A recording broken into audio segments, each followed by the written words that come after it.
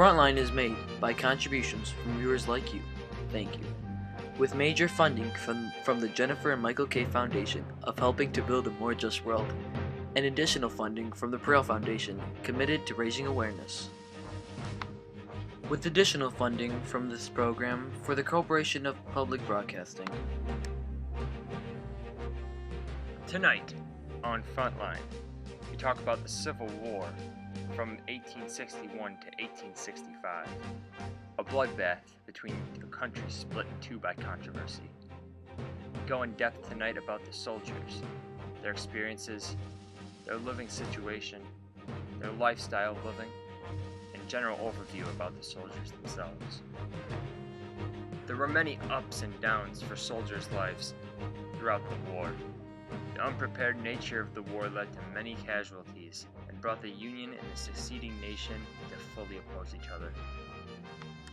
Frontline and I take you steamrolling through a period of our nation's time split apart from the perspective of historians, soldiers, and other well-known sources.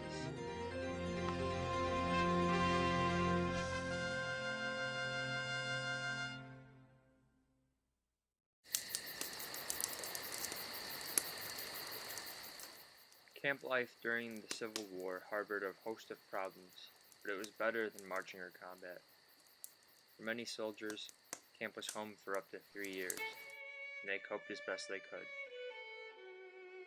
Soldiers in the Civil War did not see battle every day, or even every week. Most were inactive for about 75% of the time, thanks to the hurry-up-and-wait nature of warfare. During these down periods, the typical day started at 5 a.m. during the spring and summer months, and 6 a.m. during the fall and winter. Soldiers were awakened by roll call, and it was taken by the first sergeant, and then everyone was sat down for breakfast, which usually consisted of biscuits, some kind of cured meat, and coffee. Eggs and fruit were added to the menu when they were available. Food shortages became a serious problem for the Confederacy and even some Union forces during the later years of the war. Early on, soldiers on both sides were relatively well fed. By mandate, daily rations for Union soldiers in 1861 included a minimum of 20 ounces of fresh or salted beef or 12 ounces of salt pork, more than a pound of flour, and a vegetable, usually beans. Soldiers also received regular aliments of coffee, salt, vinegar, and sugar. In the field during long campaigns, however, mandated allotments often fell short.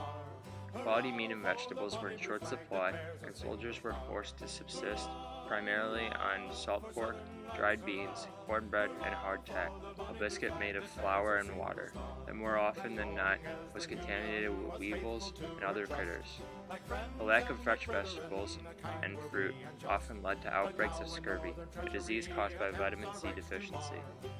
As the war progressed and supply trains found themselves unable to reach forces in the field, soldiers on both sides often had to live off the land. Hunting helped provide meat, but sometimes the armies were forced to take what they needed from nearby homes and businesses. Confederate soldiers, who usually found themselves fighting on the home field, preferred to request provisions from sympathetic citizens. Sometimes they sold supplies or took them by force, though pillaging was something most soldiers did only under the most dire of circumstances. We got to Rockford and went to a camp named Camp Fuller. The government had built what they called barracks, buildings all rough boards. They were large enough to hold 100 men with officers' quarters at one end. They were fit up with bunks 3 in a tier. I and Philip Garman worked together. We took a lower bunk. Each of us took with us from home a blanket. We put one on to lay on, the other to cover us. Oh, what a difference in beds we left at home. Nothing but hard boards to sleep on. Well, do I remember the first night. How sore my hips were in the morning. I thought there and then, must I sleep on hard boards for 3 years? It was a sad thought. We got government rations. We got hardtack, coffee, meat, sugar, and lots of other things. We got our first meal and it seemed to queer us. We did not know how to go about cooking. but we got along in good shape years after. We were some 3 weeks and drilled company drill. We had no guns yet. We went on guard. We took a good stout stick for a gun and walked our beat 2 hours at a time. What soldiering! Private Jefferson Moses, Company G, 93rd Illinois Volunteers. The Union and Confederate armies were poorly trained, haphazardly raised, badly organized, and inadequately fed throughout the period of the Civil War. They were without certain things such as sports, entertainment, and other proper medical needs. The reason that they were badly trained or well trained was dependent on their generals. Throughout the time, the Civil War soldiers had to find food, find fuel for their own selves. They also had to make need of what they had for resources. This included tents and other proper necessary needs for shelter.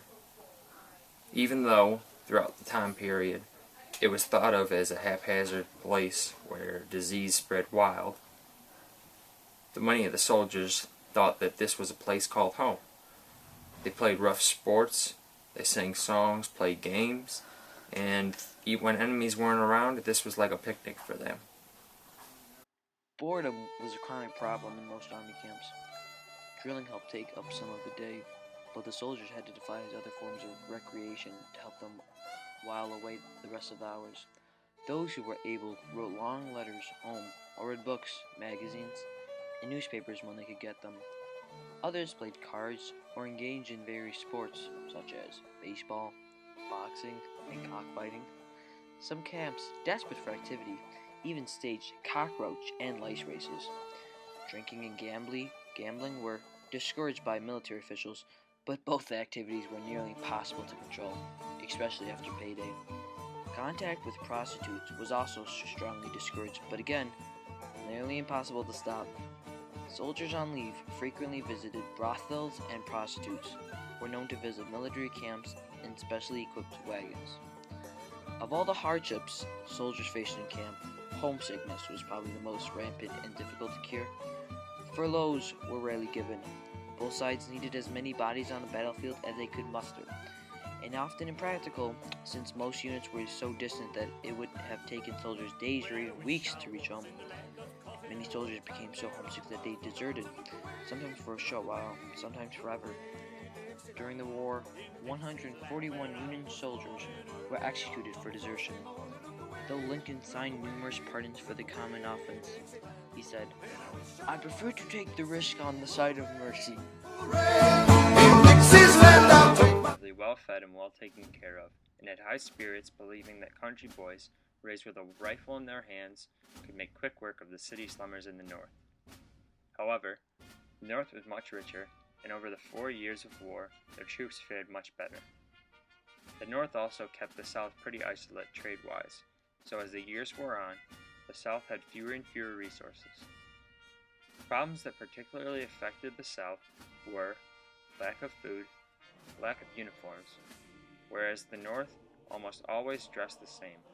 Southerners had a wide range of uniforms, largely because they were gathered from the dead, from what the soldier had already owned and what their families made for them.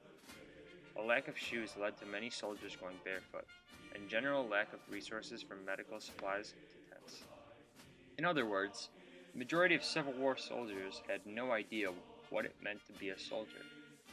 These farm boys didn't have a clue about the endless hours of drilling, living in the open, firing weapons, digging earthworks, eating unfamiliar food, living with thousands of other men, facing a myriad of diseases, or being wounded. It didn't occur to many of them that they could see their good friends die, or die themselves.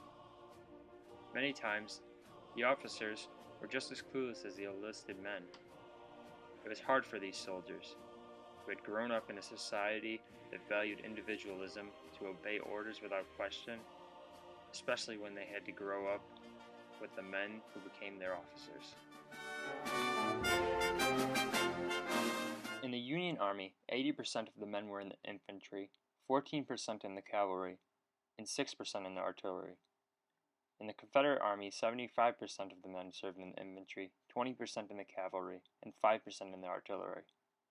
This showed even numbers in all three groups. Men on both sides were inspired to fight by patriotism, state pride, the chance for adventure, or steady pay. Union soldiers fought to preserve the Union. The common Confederate fought to defend his home. Later in the war, an increasing number of Yankee soldiers fought to abolish slavery, if for no reason other than to end the war. Confederate soldiers sometimes fought because they feared that the Union victory would result in a society where black people were placed on an even footing with whites. A large majority of Civil War soldiers were native-born. Nonetheless, large numbers of stout-hearted newcomers to the country also volunteered to fight, especially in the North. Nearly 1/4 of the Union soldiers were immigrants, including 200,000 Germans, 150,000 Irish, 45,000 English, 15,000 Canadians, and lesser numbers of French, Norwegians, Italians, Mexicans, and Poles. Exact figures for the South are sketchy, but tens of thousands of Irish Germans, British, French, Canadians, Dutch, and Austrians entered Confederate ranks. The average Yank, or Reb, was a white, native-born farmer Protestant who was single between the ages of 18 and 29. He stood about 5 feet 8 inches tall and would weigh about approximately 143 pounds. Most soldiers then were between the ages of 18 and 39, with an average age just under 26. The majority of soldiers, North and South, had been farmers before the war. Union rosters contained references to more than 300 different careers, including accountant, surveyor, locksmith, teacher, carpenter, shoemaker, blacksmith, painter, mason, teamster, and a mechanic, and the list goes on and on. The Southerners, though, who had not farmed, included carpenters, mechanics, merchants, machinists, lawyers, teachers, blacksmiths, and dentists. Soldiers on each side initially earned $11 per month. In June 1864, the Confederacy raised each soldier's pay to $18 per month, a sum worth less and less as the Confederate dollar value dropped. That same month, the Union upgraded its soldiers' monthly wage to $16. Black soldiers were initially paid just $10 per month, minus the $3 of clothing allowance that white troops received. After June 1864, black soldiers who had been freed men before the war were paid the same as whites, but recently freed slaves who joined the army ranks did not get the raise. The soldiers fought many battles across the South over the period of the war, spanning from as far north as Virginia and Pennsylvania, to the south in Florida, all the way to the western part of the Confederacy in Louisiana. The soldiers were without resources throughout a lot of the period of the fighting, which led to a rise in disease and death. The fighting waged on for the members of both armies over the 5 years of war without stopping. The Union finally began to march their troops onward, with a better supply of resources than that of the Confederate Army, and overtook many cities.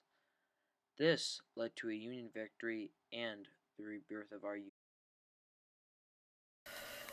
The Union soldiers were ultimately better than the Confederate soldiers because emotionally, physically, mentally, they were better off. I mean, look at strategically with General Sherman and his march through Atlanta. It carved a way through the Confederacy to ultimately have the Union win, and these aspects of the Union soldiers are a prime example of why they won.